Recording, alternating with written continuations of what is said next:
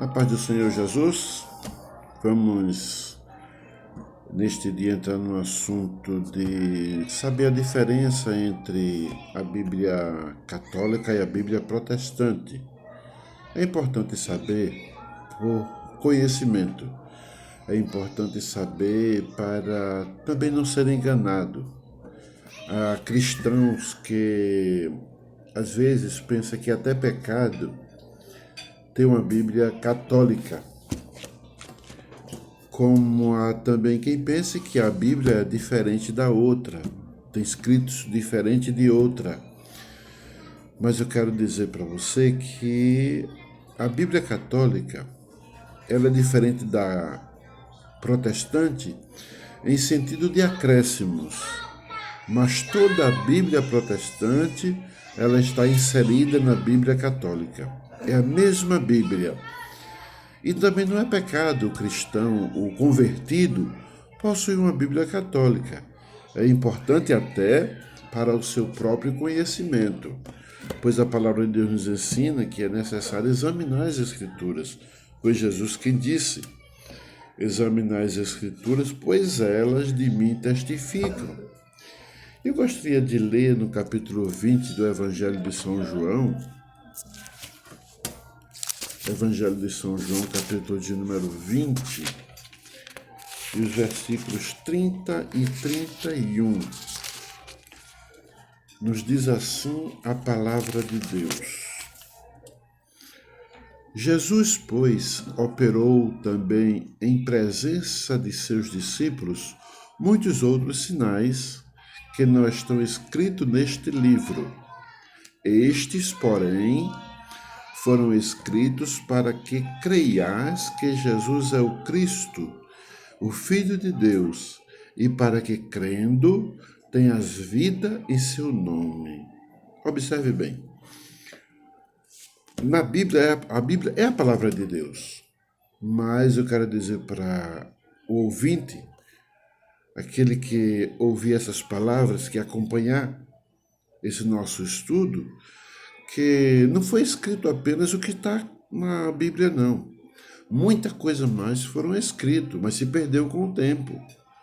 O que foi escrito, o que foi compilado, o que foi guardado, é suficiente para que galguemos a salvação, para que aprendamos o caminho para chegar a Deus. Então, graças a Deus que a Bíblia chegou até nós. No princípio, a Bíblia ela foi escrita em tábuas de pedra, foi escrito depois em papiro, pergaminho, aqueles rolos de couro, até chegar o tempo quando foi descoberto a impressão, né? A Bíblia pôde ser impressa em papéis e isso fez com que facilitasse a publicação do escrito para que mais pessoas pudessem acompanhar e ler a palavra de Deus. Toda a Bíblia em si era dividida em 4 partes: lei, história, poesia e profecia. Essas são as divisões da Bíblia. A lei de Moisés são os 5 livros primeiros da Bíblia. Lei, história, poesia e profecia. Isso a Bíblia comum a nossa. O Novo Testamento, ela também é dividida em 4 partes. A biografia de Cristo, que são os evangelhos, a história, que são as cartas doutrinárias, ou melhor, o livro de Atos dos Apóstolos, doutrina, que são as cartas paulinas e gerais, e profecia, que é o livro do Apocalipse. No Antigo Testamento, nós temos a lei, que são os 5 primeiros livros, Gênesis, Êxodo, Levítico, Número e Deuteronômio.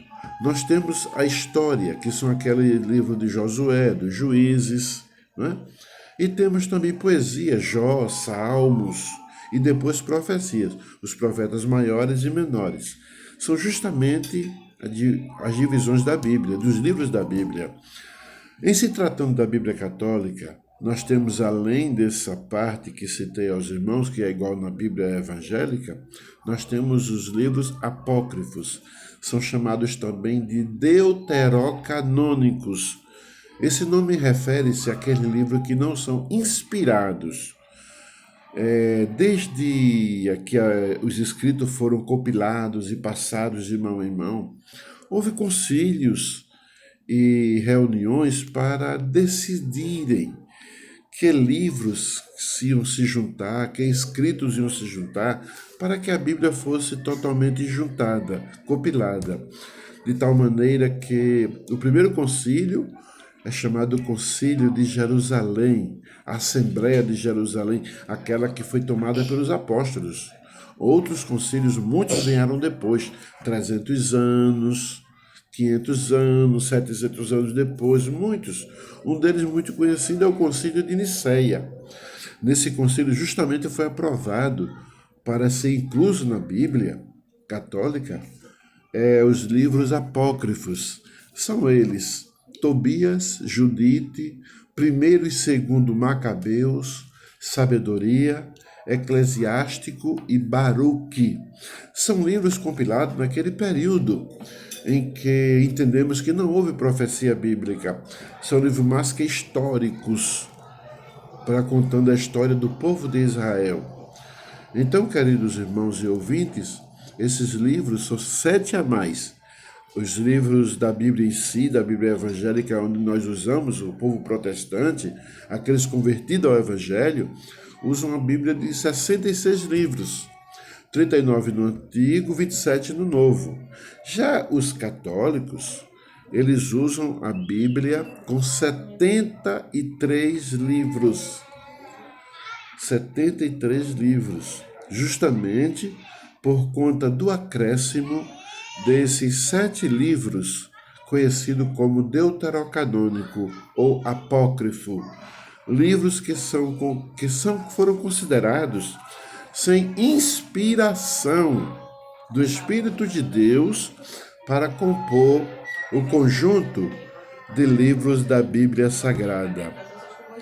É importante entender que essa Bíblia protestante, a Bíblia que nós usamos, não é? Ela não foi sempre como é hoje, não. A nossa Bíblia era igual à dos católicos. A primeira Bíblia que foi juntada em livros é conhecida como a Bíblia dos 70, ou a Septuaginta. Foi uma Bíblia compilada ou escrita, traduzida para o grego na cidade de Alexandria, no Egito, a mando de Ptolomeu Filadélfio, entre os anos 285 a 247 a.C. Essa Bíblia ela foi a Bíblia usada por Jesus Cristo. Quando ele entrou na sinagoga, ali no livro de Lucas nós encontramos isso, né? Jesus entra na sinagoga e o sacerdote que estava ali entrega o livro para que seja lido. Certamente ele entrega a outra pessoa, mas Jesus apresentou-se, pegou o livro e leu. Aquela Bíblia que ele leu, aquele livro ali, é chamado a Bíblia dos 70. Essa Bíblia Septuaginta foi escrita por 72 sábios, os sábios de Alexandria, ou os 72 hebreus que traduziram essa escritura para o grego.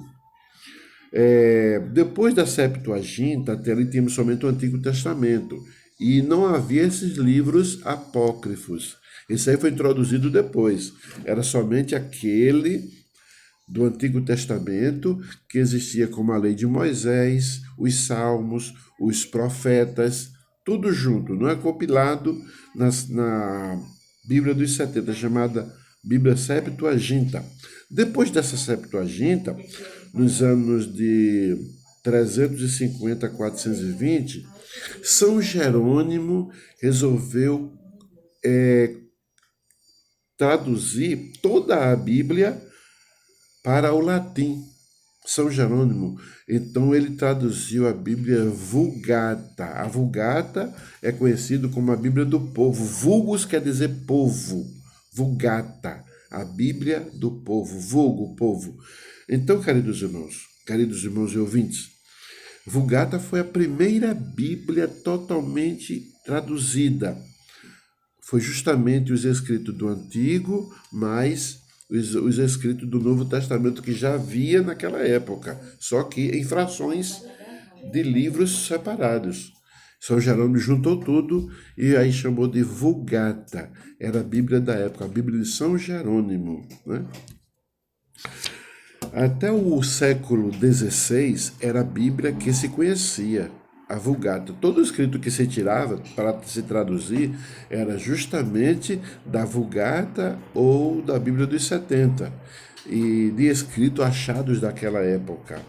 Graças a Deus que veio a Reforma Protestante, porque foi introduzido na Bíblia, na Vulgata, foi introduzido também esses escritos chamados de apócrifos, esses livros deuterocanônicos.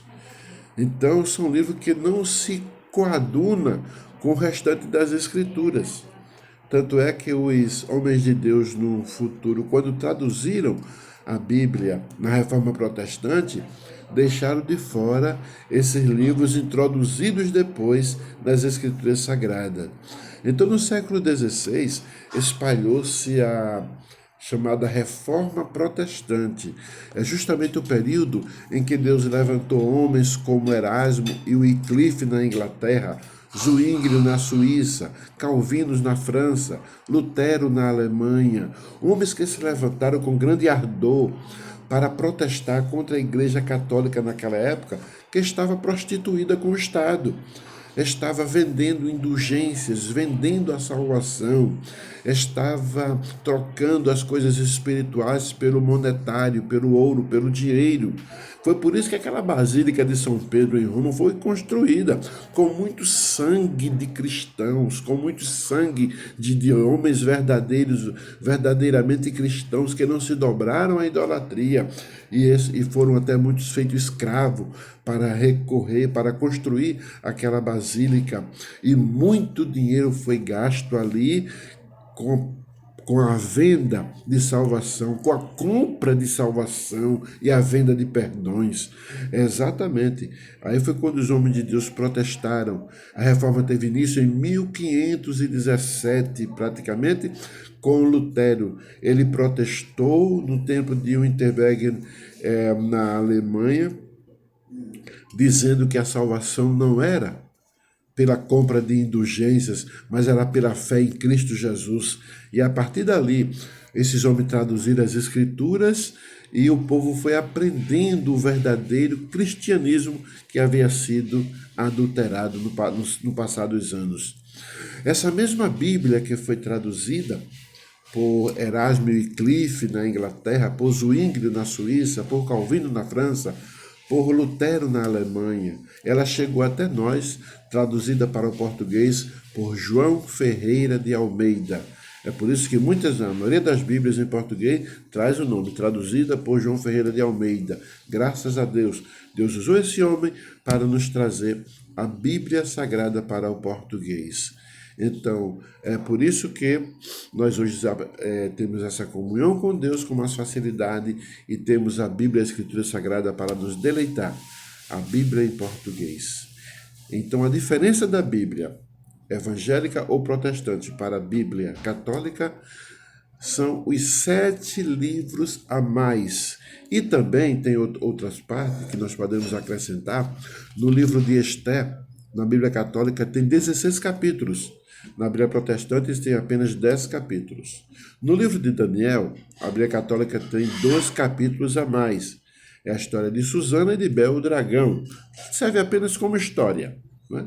São acontecimentos que aconteceram na época que não são assim inspirados por Deus. Então, mas o livro de Daniel é igualzinho, tanto numa Bíblia como outra, até o capítulo de número 13.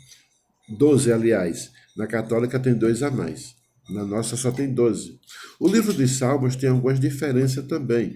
Diferença apenas de harmonia, não de conteúdo. O conteúdo dos Salmos é o mesmo. Mas se os irmãos observarem, O capítulo 18 da Bíblia Católica é igual ao nosso. O capítulo 118 é igual ao nosso 119. O capítulo 139 é igual ao nosso 140. E ele tem um versículo a mais. Não é porque tem a escritura sagrada acrescentada, não. É porque na Bíblia Católica, a epígrafe do assunto é contado também como um versículo, que na verdade não é.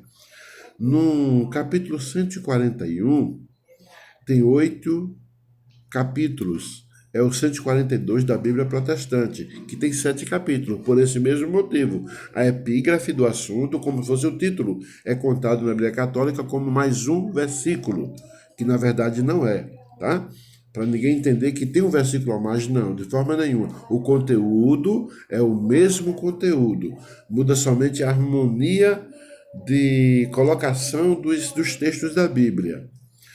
Na Bíblia Católica, o Salmo 147 é igual ao nosso 146 e 147. São 2 salmos juntos. Na Católica aparece um, mas a quantidade de versículos abrange justamente os 2 salmos. E ele tem um versículo a mais, justamente por aquele detalhe. A epígrafe é contada como um versículo, tá bom? Então, a única diferença é essa. No geral, a diferença são os 7 livros a mais que tem a Bíblia Católica. E se quiser ser um pouquinho mais aprofundado, é só examinar o livro de Esther, que tem 6 capítulos a mais, e o de Daniel, que tem 2 capítulos a mais. Apenas isso. No conteúdo geral, a Bíblia tem o mesmo conteúdo. Então, que Deus abençoe. Não é pecado ter uma Bíblia Católica. Você pode ler para entender, para saber, para conhecer, porque se alguém toca no assunto, você vai poder entender por que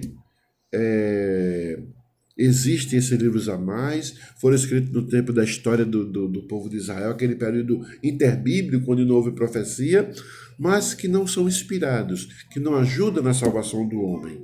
Então, se alguém quiser ter, só serve para conhecimento. Deus abençoe e continue estudando a Bíblia no nome de Jesus. Amém?